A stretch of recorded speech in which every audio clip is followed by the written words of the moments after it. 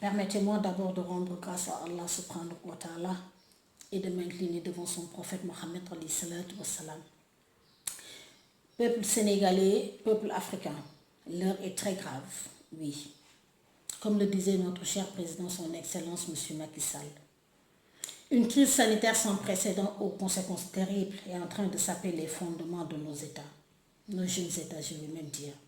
L'avenir est incertain. Nous en sommes qu'à ses débuts et ignorons totalement où elle va nous mener. Et ce qui est grave dans tout cela, c'est que nous ne maîtrisons ni les tenants ni les aboutissants. Même si notre foi au destin et à la volonté divine ne nous autorise ni à être pessimistes ni alarmistes. Tout de même, faisons foi à la parole du Coran où Allah subhanahu wa ta'ala nous fait l'exhortation suivante. Je ne changerai pas l'état de votre peuple tant que vous n'essayez par vous-même de le changer. Le nombre de malades liés au coronavirus ne cesse d'augmenter et nous risquons d'aller vers une saturation de nos hôpitaux, comme c'est le cas actuellement dans beaucoup de pays et parmi eux les plus développés. Nos pays sont confinés, des mesures sont prises, les populations conscientes du danger acceptent sans résignation les mesures préconisées par nos gouvernants. L'inquiétude grandit jour après jour, les gens s'interrogent sur l'avenir, ils ont peur.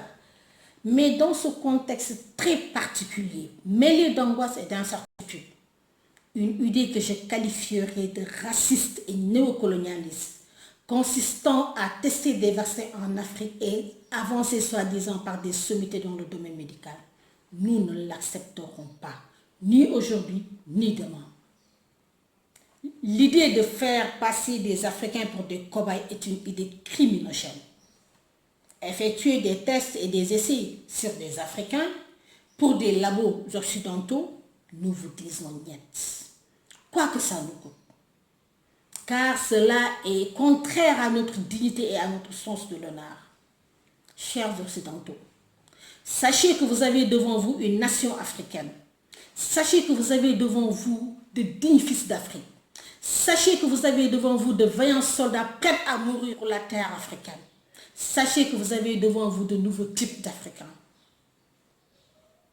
Par conséquent, j'interpelle le président de la République, garant de la nation et de la sécurité de nos concitoyens, de s'opposer avec la plus grande énergie afin que cette scandaleuse idée ne se transforme en réalité.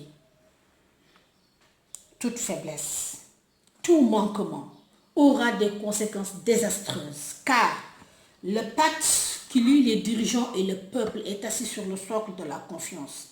Et ce n'est pas dans cette période cruciale pour l'avenir de notre nation que le pacte doit être rompu. Je reste convaincu que le président de la République prendra ses responsabilités en temps et en heure, comme il a l'habitude de le faire dans d'autres domaines. Certes, il peut y avoir ici ou là des manquements de part et d'autre, mais la santé et la vie de nos concitoyens ne peut en aucune façon faire l'objet d'une quelconque légèreté.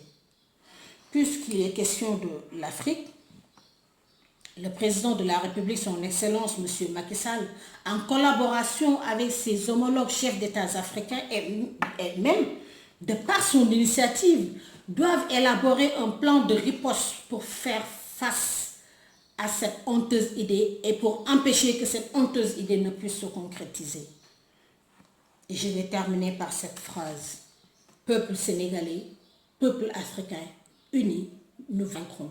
Je vous remercie. Votre serviteur, Ndeye Selbe Linguère Diouf, secrétaire général du parti Génération Positive Taxawu Sénégal. Merci beaucoup.